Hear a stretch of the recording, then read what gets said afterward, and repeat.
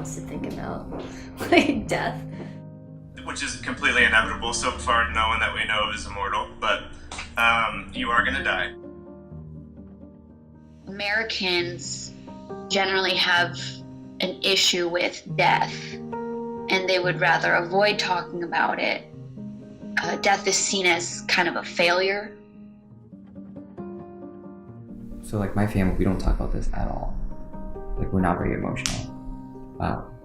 Like we don't even talk about like the past. My mother had 3 strokes after I was born. Anytime she gets sick, I'm paranoid. If she goes to the hospital, I'm like thinking about going back home. Her health problems and stuff, like you never know. Trying to get her to prepare for that stuff has been really challenging. And it's a hard conversation to have. If she goes, I'm likely the one to be responsible for everything. I'm not prepared because she's not prepared. My dad and I were really close, and because I was the only girl, I was Daddy's little girl. He was a thoughtful guy, so that how did he end up with a will that was a page long?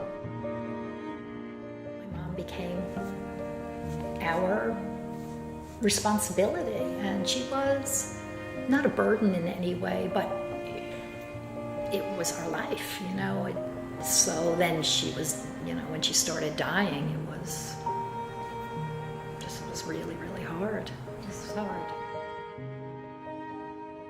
I think the more we understand death, the easier it is to cope with. Anybody who's facing the end of their life, why should they feel unsupported and afraid to ask for support? It's human nature. We just don't talk about it, but why not? How much richer would the experience be if we shared it? Right? I don't know.